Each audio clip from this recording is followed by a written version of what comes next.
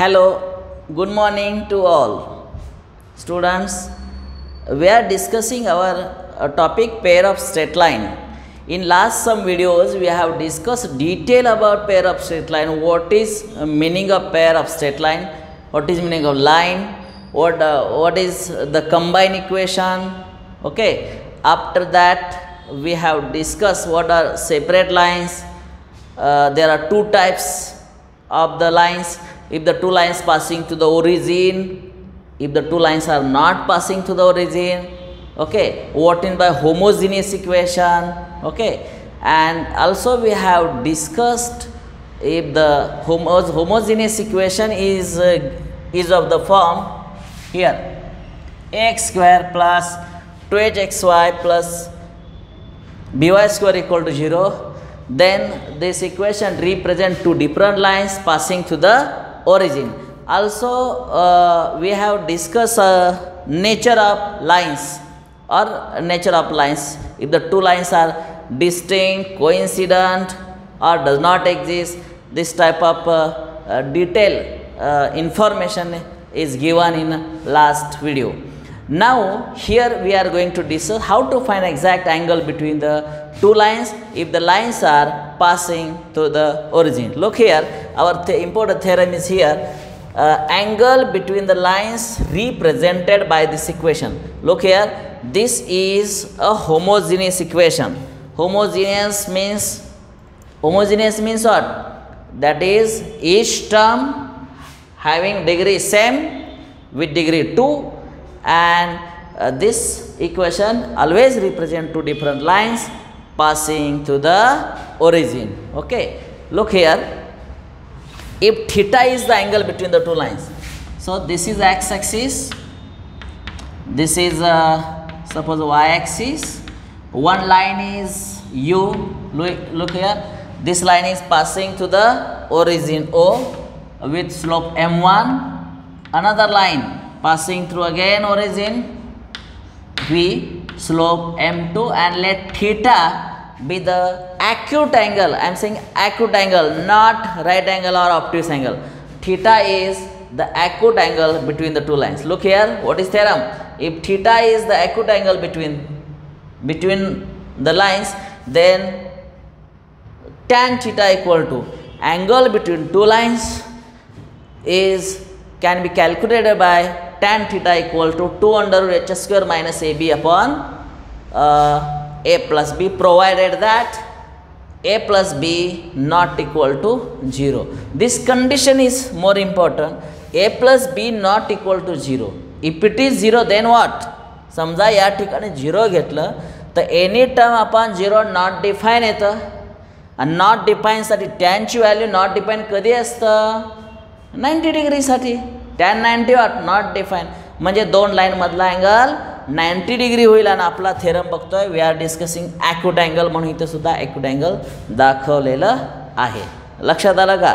आता याच्याविषयी जर आपण लिहायचं कसं बघा, इथून सुरुवात करूया. Let m1 and m2 be the slopes. बघा, m1 and m2 be the slopes of lines represented by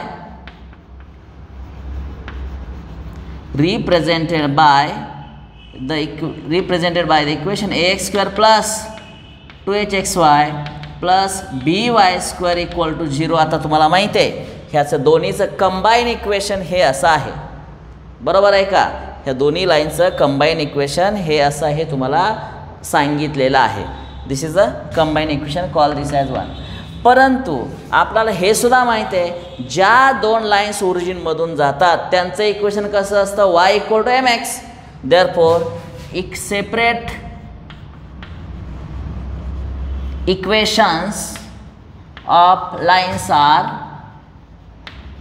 R y equal to काय? m1x आणि y इक्वल टू m2x. हे आपल्याला माहिती आहे, कारण लाईन ज्या ओरिजिनमधून जातात त्याचं इक्वेशन हे अशाच स्वरूपातलं आहे. ओके, आता काय करतोय, y तिकडे शिफ्ट करा, म्हणजे m1x minus y equal to 0, आणि इथं m2x minus y equal to 0. These are separate lines.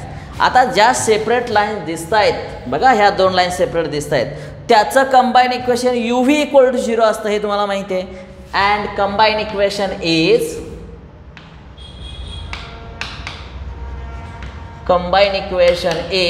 काय, uv equal to 0. What is u म्हणजे ही पहिली लाईन, m1x मायनस y, इथं m2x minus y equal to 0. लक्षात आलं का? हे आपण कंबाईन. पण प्रत्यक्ष आपण सॉल्व करूया. याने याला मल्टिप्लाय करा, m1 m2 x2 बरोबर आहे का, m1 m2 x2 minus m1 xy, या m1 x न या y ला मल्टिप्लाय करा. आता याने याला मल्टिप्लाय करा, minus m2 xy minus minus plus y² equal to 0. पुढं m1 m2 ब्रॅकेटच्या बाहेर x² मायनस यातून काय कॉमन काढता येईल, xy कॉमन काढता येईल. ब्रॅकेट राहणार आहे m1 plus m2 plus y² equal to 0. आणि हे जे आपण आलेलं आहे हे सुद्धा काय झालं, अहो कंबाईन इक्वेशन आहे. पण हे सुद्धा कंबाईन इक्वेशन आहेच की. बघा बरं, हे इक्वेशन फर्स्ट हे कंबाईन इक्वेशन याच दोन लाईन्सचं आहे, पण एक्स वायच्या स्वरूपातलं आहे. आणि हे बी सुद्धा कंबाईन इक्वेशनच आहे. मला सांगा, इक्वेशन 1 आणि 2 रिप्रेझेंट सेम लाईन्स, बरोबर का? म्हणजे त्याची इक्वेशन सुद्धा समान आहेत. Here equation 1 and 2 represents same lines. मग सेम लाईन्स असल्यामुळे तुम्हाला रूल आठवत आहे का, x² शेजारी कोण आहे, a, आणि इथे x² शेजारी कोण आहे, m1 m2. अहो ते कोएफिशियंट प्रपोर्शनमध्ये असतात. मी काय सांगतो व्यवस्थित ऐका जरा, ह्या दोन्ही लाईन वेगळ्या नाहीत. त्यामुळे x² शेजारी असणारा a आणि ह्या x² शेजारी असणारा समान असणार आहे m1 m2 अपॉन a. हा x² कोएफिशियंट हे कसे झाले, प्रपोर्शनमध्ये झाले.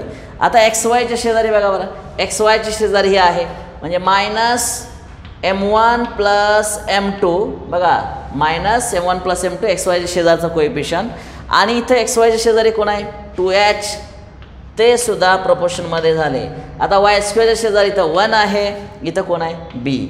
अतिशय महत्त्वाचा पाठ तयार झाला आहे. आणि याच्या आधारे पहिला आणि लास्ट एकत्र करा बरं. बघा मी इथं हात ठेवतो, ह्या पहिला आणि लास्ट एकत्र केले की a इकडं पाठवा, म्हणजे मिळणारा m1 m2 a/b. अतिशय महत्त्वाचा पाठ मिळाला आपल्याला, m1 m2 a/b. आणि हे मागच्या व्हिडिओमध्ये आपण बघितले बघा, प्रॉडक्ट ऑफ स्लोप्स काय शोधून काढलं होतं, a/b. पण ते प्रॉडक्ट ऑफ स्लोप्स आपण हे वेगळ्या पद्धतीनं सुद्धा शोधून काढलेलं आहे. हे आता तुमच्या टेक्स्टबुकमध्ये हे जे प्रूफ अतिशय शॉर्टकट दिलेलं आहे, डायरेक्ट रिझल्ट लिहिले आहेत. पण रिझल्ट कुठून आले हे तुम्हाला शोधण्यासाठी जरा कष्ट घ्यावं लागणार आहे. त्यासाठी हे आपण मी डिटेल तुम्हाला सांगितलेलं आहे. प्रॉडक्ट ऑफ स्लोप्स हे a/b कसं आलेलं आहे. मी काय केलं आहे, पहिला रेशो, दुसरा रेशो, तिसरा रेशो, 3 इक्वल रेशोज आहेत. त्यामुळे फर्स्ट आणि लास्ट एकत्र केलं की m1 m2 a/b. आणि दुसरा आणि लास्ट एकत्र केलं ते अर्थातच m1 प्लस m2. फॉर्म्युला माहीत आहे तुम्हाला, मायनस 2h/b. अतिशय महत्त्वाचे हे रिझल्ट्स आपण आता तयार केलेले आहेत. ओके, आता हे जे रिझल्ट्स आपण तयार केलेले आहेत त्या रिझल्टच्या आधारात इथं बोर्डवरती लिहायला जागा नाही आहे. तुम्ही जे आहे ते व्यवस्थित तुम्ही लिहिण्याचा प्रयत्न करा किंवा याचा स्क्रीनशॉट व्यवस्थित काढा. त्याच्यानंतर आपण पुढचा पाठ इथं बघणार आहोत. येस, आता तुम्ही याचा स्क्रीनशॉट वगैरे घेतलेला असेल. आत्ताच मी सांगितलं तुम्हाला की प्रॉडक्ट ऑफ स्लोप शोधून काढला a/b, m1 plus m2 minus 2h/b हे आपण शोधून काढलेला आहे. रिमेनिंग पार्ट आहे लिहिण्यासाठी आपला जागा शिल्लक नाही. तर आता मी काय करतो, हा जो पहिला जो पार्ट आहे थेरमचं जे स्टेटमेंट आहे तिथं मी जरा बदल करतो आहे. आणि इथं अतिशय महत्त्वाचा पॉईंट आता मी सांगणार आहे. आता ऑल्सो वी नो दॅट बघा, आपणाला m1 minus m2, m1 is a slope of first line, m2 is a slope of second line. आणि याच्याविषयी माहिती आहे m1 m2 चा square m1 plus m2 bracket square minus 4 m1 m2 हे आपल्याला theorem कसा आहे मागच्या व्हिडिओमध्ये तुम्हाला डिटेल सांगितलेलं आहे. आता काय करूया, इथं आपल्याला m1 मायनस m2 चा square equal to m1 plus m2 we have already derived here m1 plus m2 minus 2h by b. त्यामुळे इथं minus 2h by b bracket square minus 4 m1 m2 a by b. Okay, याला पुन्हा आपण expansion करूया, हे solve करूया. मायनसचा square काय येतो plus 4 h square by b square minus 4ab upon b square because this is adjustment term. Denominator b square इथं b नाही आहे, दुसरं डबल b पाहिजे, b स्क्वेअर पाहिजे, पण एकटंच आहे. न्यूमरेटर आणि डिनॉमिनेटरला हे ॲडजस्ट केलेलं आहे. पण आपला अल्जेब्राचा एक रूल आहे, जर डिनॉमिनेटर समान असेल तर एकदा लिहायचं असतं आणि त्या नियमानुसार बघा बरं, m1 मायनस m2 चा स्क्वेअर इक्वल टू इथं b स्क्वेअर एकदा लिहिणार आहे, ह्यातून 4 कॉमन काढा, राहणार आहे h स्क्वेअर मायनस ab. आपणाला m1 मायनस m2च पाहिजे. m1 minus m2 equal to 2 under root h square minus ab upon b. आणि याला मी बॉक्स करत आहे, याला नंबर देतो 2. आता जरा विचार करा, हे जे आपण थेरम सुरुवात केला, इथं सम ऑफ 2 स्लोप्स बघा, sum of 2 slopes, product of 2 slopes, आणि इथं काय शोधून काढला, डिफरन्स बिटवीन 2 स्लोप्स. अतिशय महत्त्वाचा पार्ट आपण इथं शोधून काढलेला आहे. आता सर्वात महत्त्वाचं काय, आपला थेरमचं काय स्टेटमेंट आहे, 2 लाईनमधला अँगल शोधून काढायचा आहे. ओके, आता 2 लाईनमधला अँगल जो आहे तो तुम्हाला या डायग्राममध्ये दिसतोयच. बघा इथं आपण म्हणूया let theta be the acute angle between 2 lines, between lines. हे थीटा हे 2 लाईनमधला ॲक्यूट अँगल दिसतोय, पण 2 लाईनमधला ॲक्यूट अँगल कसा काढायचा, tan theta equal to formula आठवत आहे का, 11th मध्ये टॉपिकचं नाव होतं स्ट्रेट लाईन आणि आत्ताच्या आपल्या टॉपिकचं नाव आहे पेअर ऑफ स्ट्रेट लाईन. एका लाईनचा सविस्तर माहीत असेल अभ्यास तर 2 लाईनचा अभ्यास करता येणार आहे. त्यामुळे हा संपूर्ण topic, total topic depend on straight line, not pair of straight line. We are discussing pair. हे 2 लाईन आहेत, त्यातला अँगल शोधून काढण्यासाठी आठवत आहे का 2 लाईनमधला अँगल काढायचा फॉर्म्युला, थोडा विचार करा. 2 लाईनमधला अँगल काढायचा फॉर्म्युला टॅन थीटाचा काय आठवत आहे का, m1 मायनस m2. बघा बरं आठवलं का, m1 मायनस m2 अपॉन काय 1 प्लस m1 m2. हे तुम्हाला आठवलंच पाहिजे आणि हा आपण फॉर्म्युला माहीत आहे बरं का, 2 लाईनमधला अँगल काढायचा. आता मग काय करा, न्यूमरेटर तपासून बघा बरं, m1 मायनस m2 म्हणजे डिफरन्स बिटवीन 2 स्लोप्स, आणि डिफरन्स बिटवीन 2 स्लोप्स आत्ताच इथं शोधून काढलं आहे बघा. डिफरन्स बिटवीन 2 स्लोप आहे का, 2 अंडर रूट इथं लिहून टाकतो, 2 under root h square minus ab या सगळ्याला अपॉन b. हे काय लिहिलं, 1 minus m1 m2 difference between 2 slopes, आणि खाली 1 प्लस m1 m2 म्हणजे काय, प्रॉडक्ट ऑफ 2 स्लोप्स, की जो इथं आहे बघा a बाय b. बरोबर का. आता याला आपल्या याच्यानुसार सिम्प्लिफाय करा, 2 under root h square minus ab upon b multiply by, किंवा मल्टिप्लाय करण्यापेक्षा ह्यालाही अजून सिम्प्लिफाय करावं लागणार. बघा एवढं सोपं नाही ही स्टेप, कारण बघा 1 प्लस मी बाजूला घेतो बघा बरं, 1 प्लस a बाय b काय रिझल्ट येईल सांगा बरं. याचा डिनॉमिनेटर b आहे, याचा डिनॉमिनेटर काय दिलेलाच नाही, तो आपण 1 घेऊया, म्हणजे काय येईल b into 1 b cross multiply करायचं a प्लस b, आणि अशा रीतीने डिनॉमिनेटर तयार झाला a plus b by b. Yes, इथंपर्यंत आपण आता प्रूव्ह केलेला आहे. आता हा पार्ट आपण पुसून टाकतो. आता म्हणजेच काय तयार झाला बघा बरं, tan theta equal to 2 under root h square minus ab upon b multiply by, इथं काय होईल b वरती जाणार आहे, खाली a प्लस b, आणि या बीला बी कट होणार आहे, राहणार काय मग tan of theta equal to 2 under root h square minus ab upon a plus b आणि we are considering here modulus, it is a acute angle, कारण निगेटिव्ह जर केलं तर ऑप्टिक्स अँगल तयार होईल. क्वाड्रंट नंबर दुसऱ्यामध्ये टॅन कसा असतो निगेटिव्ह. इथं आपला थेरमच सांगत होता acute angle between the two lines represented by. तर त्यामुळं मगाशी जो पार्ट लिहिलेला होता तो इथंपर्यंत लिहिलेला होता. रिमेनिंग पार्ट आता काय करा, इथून हा पार्ट सुद्धा लिहायचा राहिलेला आहे, हा पार्ट लिहा आणि त्याच्या पुढचा रिमेनिंग पार्ट जो आहे तो इथं let theta be the acute angle between the two lines, हे तुम्हाला आत्ताच सांगितलं. इथं फक्त मॉड्युलस साईन इथं वापरा, considering acute angle only. Okay. आणि आणि हा सर्वात महत्त्वाचा पॉईंट इथं, जर इथं डिनॉमिनेटरला कोण आहे A plus B, this is possible only if A plus B not equal to 0. जर हे 0 घेतलं तर any term upon 0 not define होईल. आणि tan 90 नॉट डिफाईन कधी येतं, tan 90 not define, tan theta naught define कधी, थीटा 90 डिग्री असला तर, आणि आपण शोधतोय दोन लाईनमधला अँगल ॲक्यूट असेल तर. ओके. तर हा पार्ट अतिशय महत्त्वाचा आहे. तुमच्या प्रत्येक वर्षी बोर्डला कुठल्याही तुम्ही प्रिव्हियस इयर्स पेपर चेक करा, हा थेरम नेहमी 4 मार्कला विचारला जाऊ शकतो आणि याच्यावर आधारित JEE एक्झाम्पल्स असतात किंवा CETचे एक्झाम्पल्स हमखास विचारली जातात. त्यामुळे ह्याच्याकडे दुर्लक्ष करू नका. हा व्हिडिओ पुन्हा पुन्हा बघा आणि हे जे लिहिलेलं आहे तो लिहिण्याचं प्रॅक्टिस करा. तुमच्या टेक्स्टबुकमध्ये जे प्रूफ दिले अगदी शॉर्टकट दिलं आहे, म्हणजे शॉर्टकट दिला आहे, पण 4 मार्क देताना प्रॉब्लेम निर्माण करू शकतात, पण आपण डिटेल्स सविस्तर देण्याचा प्रयत्न केला आहे. बरोबर आहे. हे लिहून घ्या. ह्याच्या दिल्यानंतर आपण ह्याच्या पुढचा पार्ट आपण बघणार आहे. याचा स्क्रीनशॉट काढा किंवा तुम्ही व्यवस्थित नोटबुकमध्ये लिहा. अतिशय महत्त्वाचा पॉईंट आपण याच्या माध्यमातून क्लिअर केलेला आहे. तर आता तुम्हाला सांगितलं असेल की या दोन लाईनमधला ॲक्यूट अँगल काढायचा फॉर्म्युला अजिबात विसरायचं नाही. आतापर्यंत बघा, find angle between the two lines. नेहमी कुठल्या ना कुठल्या टेस्टमध्ये जर प्रश्न असेल तर लक्षात ठेवा तुमच्याजवळ दोन फॉर्म्युले अवेलेबल आहेत. tan theta equal to what, m1 minus m2, की या स्टेपला आला आहे बघा, m1 minus m2 upon 1 plus m1 m2, हा एक फॉर्म्युला. आणि आत्ता हा लास्ट आपण प्रूव्ह केलेला आहे बघा, 2 under root h square minus ab upon a plus b. बरोबर आहे.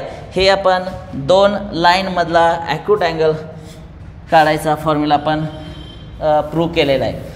आता रिमार्केबल पॉईंट यातले बघा, जे रिमार्क्स जे महत्त्वाचे असतात, तुम्ही CET पॉईंट ऑफ व्ह्यू किंवा JEE पॉईंट ऑफ व्ह्यू जे प्रश्न असतात ते मोस्ट ऑफ द एक्झाम्पल्स असतात यावर आधारित विचारले जातात.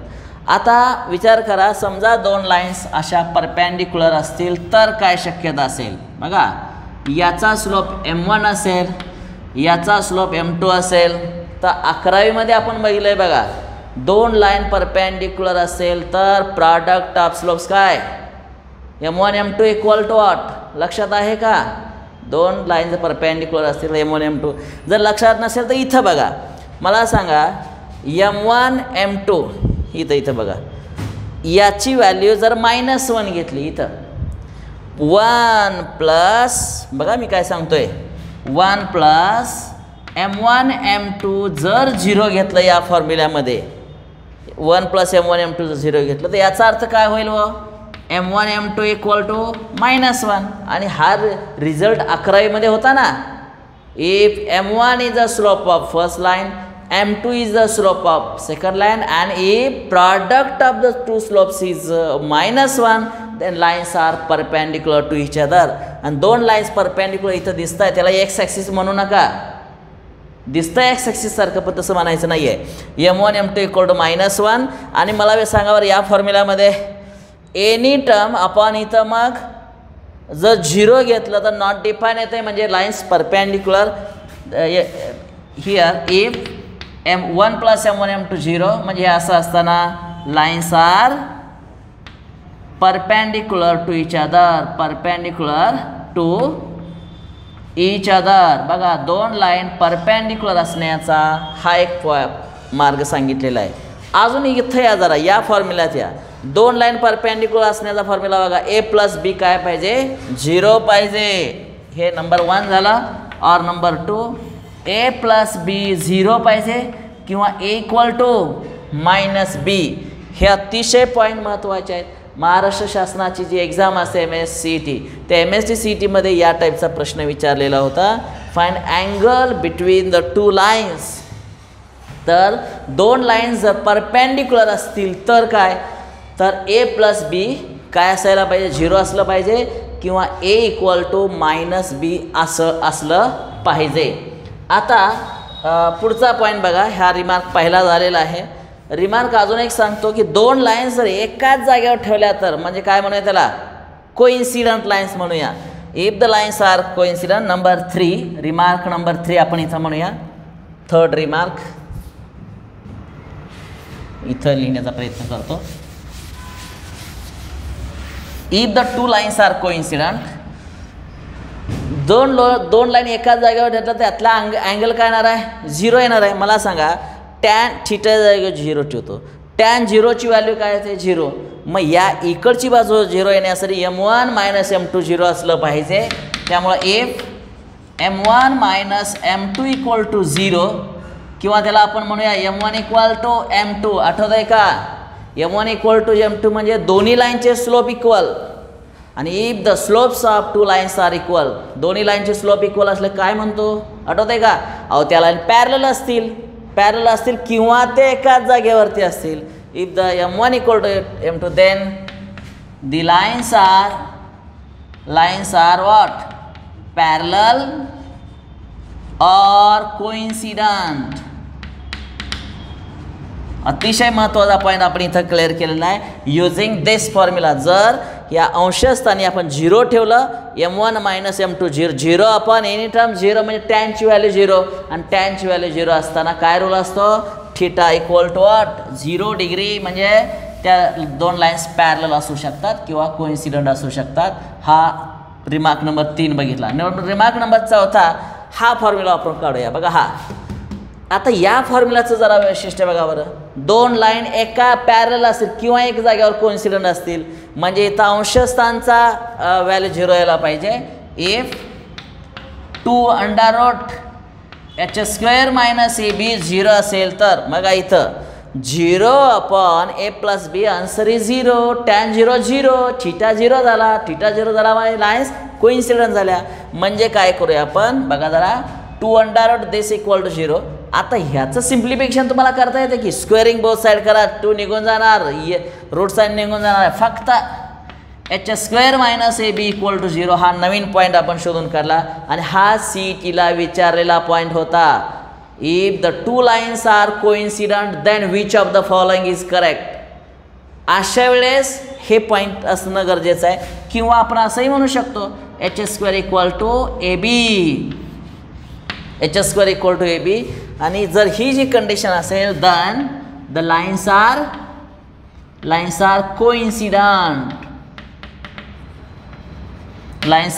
कोइन्सिडंट. आणि अशा रीतीनं दोन लाईनमधला अँगल काढण्यासाठी जे महत्त्वाचे फॉर्म्युले होते, रिमार्क होतं. बरेचसे most of the examples pair of straight लाईनचे एवढ्या फक्त फॉर्म्युल्यावर फोकस केंद्रित करावं लागतं. तुम्हाला अनेक प्रश्नांची उत्तरं देता येतात. आता मी काही एक्झाम्पल घेतोय बघा.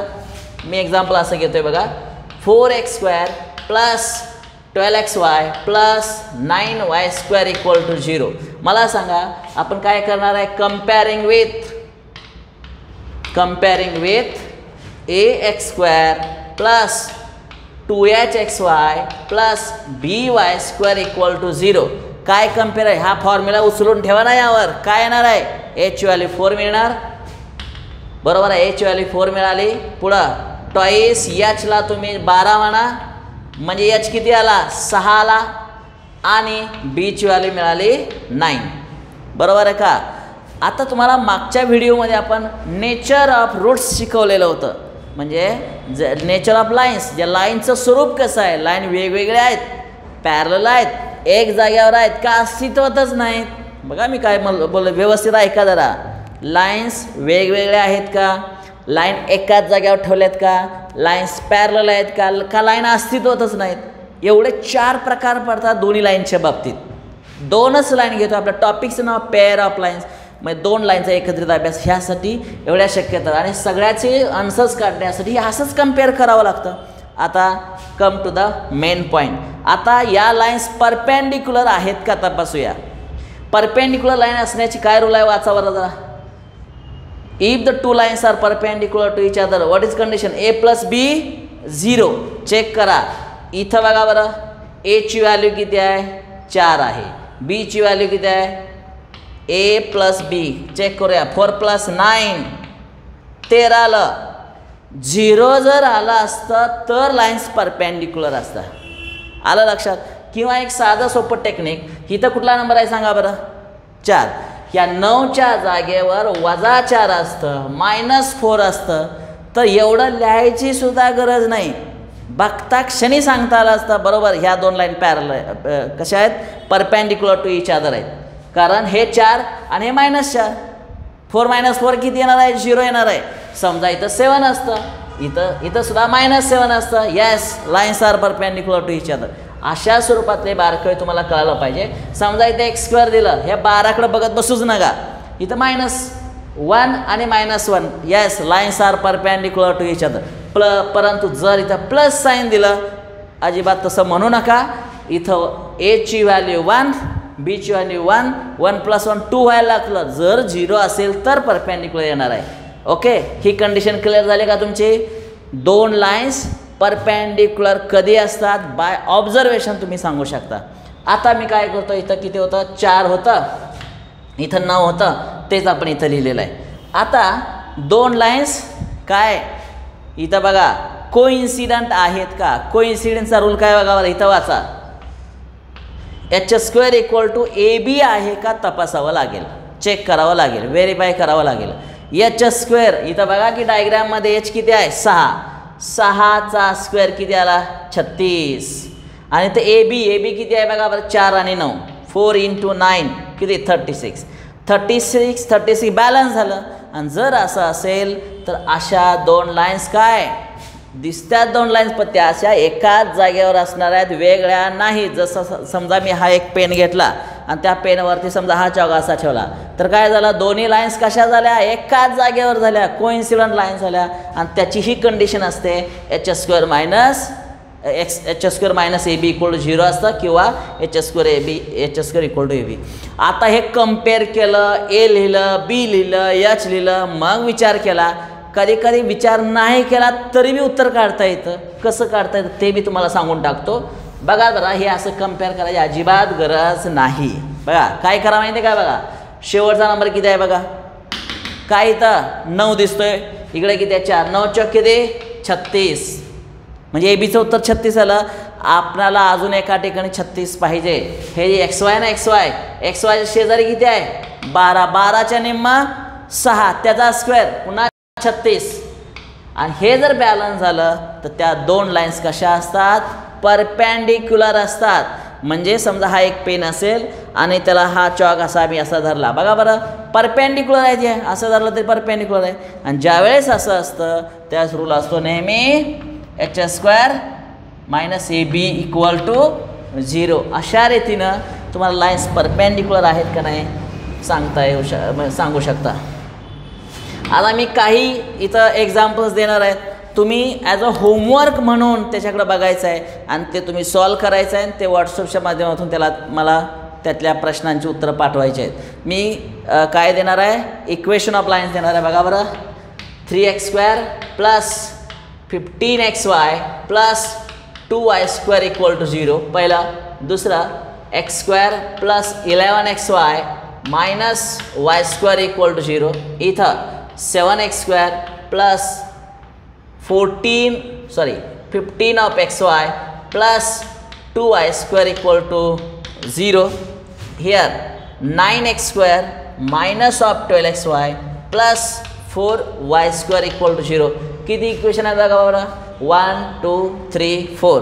हे जे 2 जी लाईन्स दिसत आहेत बघा फॉर फॉलोइंग लाईन्स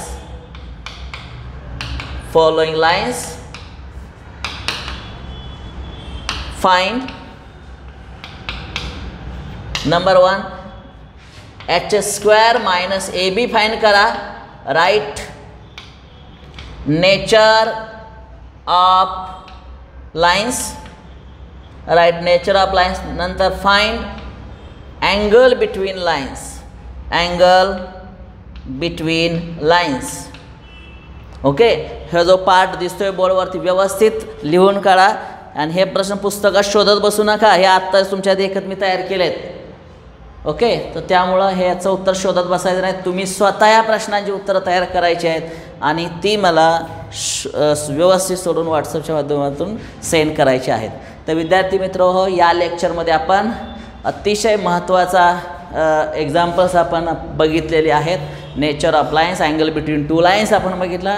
त्याच्यानंतर काय, त्याच्यावर आधारित एक्झाम्पल्स, नेचर परपेंडिक्युलर लाईन्स आहेत का कोइन्सिडंट लाईन्स आहेत हे आपण बघितलेलं आहे. तर पुढच्या व्हिडिओमध्ये ह्याच्यावर ॲडिशनल पॉईंट्स या टॉपिकमध्ये काय आहेत ते आपण बघणार आहोत.